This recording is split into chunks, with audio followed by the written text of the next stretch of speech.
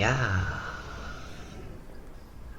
The hall seems to stretch on forever as I drudge up and down them.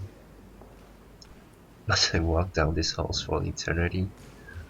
Feels like an eternity to say the least. My first day as a guardsman hasn't been that great. All he has to offer is standing still for long periods of time, listening to the councilmen argue amongst themselves. Not too happy about Carrie doing this to me either. I was kind of expecting to see the Empress. But wouldn't she be there if the council controls the Empire? She takes an interest in what is happening to her Empire at all. Oh well, I guess it has nothing to do with me. I just have to do my duty as a guard, patrolling, standing to my attention. Come to think of it, it's about time for me to leave. The changing of guards will happen soon. As I'm about to leave, I hear something moving behind me. A ghostly looking woman appears before me. She is pretty damn pretty.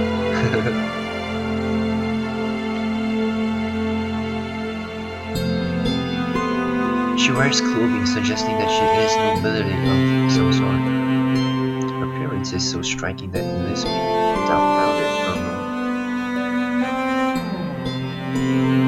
moment. Excuse me, guardsman. Could you please help me with something? Her voice is soft and practically emotionless. Oh, emotionless kind of voice, okay. It takes me a moment to get over my shock and respond.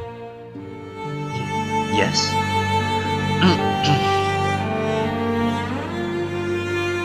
My pet has become lost in these halls. Her pet? What kind of pet is it? You know what you said? It doesn't really help me, you know? Do I even want to waste time finding it? Yeah, I'll find it. Wandering around the halls, I look for any signs of her pet. She didn't really describe its appearance to me. Simply telling someone that they know what they saw isn't good enough. I suddenly stop when I hear meowing. It's a small furry black cat hiding behind one of the curtains. There you are. I've been looking for you. That is cute. Oh, and it's a cat pervert.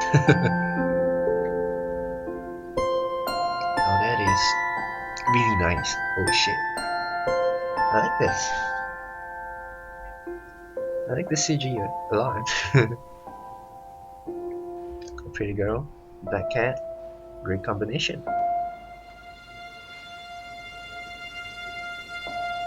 Oh shit. How do I do that? This? Oh shit. Approaching the creature, she picks it up and takes it over to a nearby chair. The tiny cat bounds up onto her chest, letting out a happy meow. Nuzzling her face, it gets comfortable and looks like it's going to fall asleep. I'm not sure if the noble woman is relieved or not. Her face is completely emotionless. Thank you for your assistance, guardsman. You look strangely familiar to me. Where have I seen your face before? I don't think we've met before, have we? Is that so? Strange. It's right that we have. I'm afraid you're mistaken. Very well. It's apparent that the council is concerned for your safety. It pains me that the world has become such a terrible place and everyone must be on guard. I once knew such light and joy, but now, here we are. Too scared to leave these halls. I'm happy to serve the Empire in whatever way the council needs me to. If I must be a guard, disobey. Duty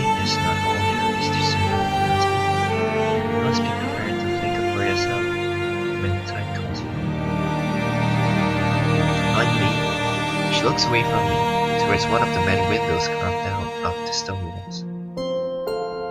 What do you think of the stars? The stars?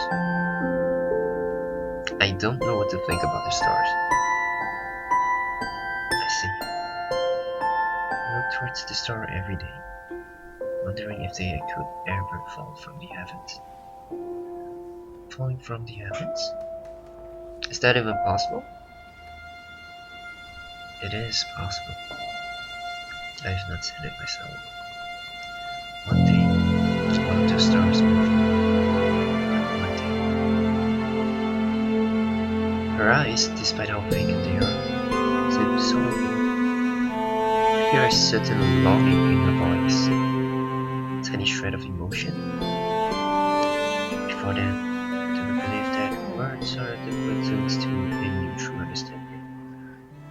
You look like you're about to leave. I have one more favor to ask of you, though. Anything I can do to serve? Watch the stars tonight. I don't understand why I would do that. Stars fall from the heavens with your God's will. Why not just look at the stars tonight? Where the star will fall. Very well. You have my word that I will watch the stars. Thank you. I'm sure that you have other places you need to be now. She leaves just as quietly as she came, taking her tiny cat with her. I just stand there for a moment, trying to make sense of what she was telling me. Who is she anyway? Probably Ardena. Her very presence was overwhelming to be in. Oh well, I'll work it out later. I'm going to get out of here. Dots. Multiple dots. So many dots.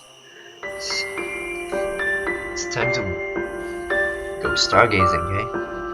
I haven't been able to sleep at all tonight. Once again, the noble woman's words keep coming back to me. She spoke of the stars. Of stars being able to fall from the heavens. How could it even be possible? Nothing has ever fallen from the heavens before. Sneaking past my fellow sleeping novices, I looked outside the tiny window in our barracks. Hey, there are tons of windows out there. Oh my god.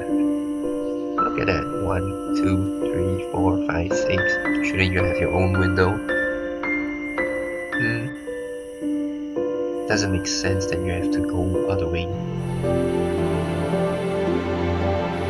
The stars are always so clear in the sky. Like one of those distant lights coming from the heavens. I wonder where the star is actually meant to be. They're so far away though. You'll never be able to see one up close. Well, you wouldn't want to see them up close, you get scorched, gone, burned to crisp, you know.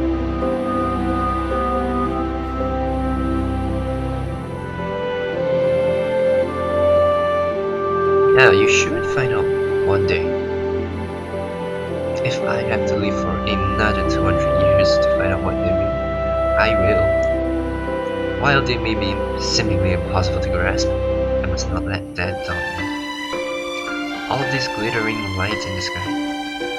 Perhaps the Empress knows what they are. This is all too much for me to handle tonight. It's like there's a hive of insects buzzing inside my head, telling me that I need to know with 1,000 tiny voices. My Farsi has always come with overwhelming curiosity. I'm always looking where I'm not supposed to. But now, my gift cannot reveal any secrets for me. Maybe that's why I'm so frustrated by what the noble woman said to me.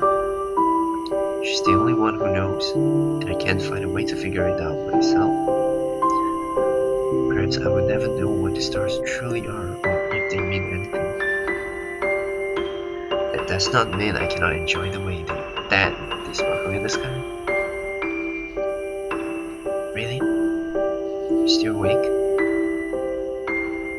Gwen groggily emerges from her bed. She rubs her eyes before she looks at me again.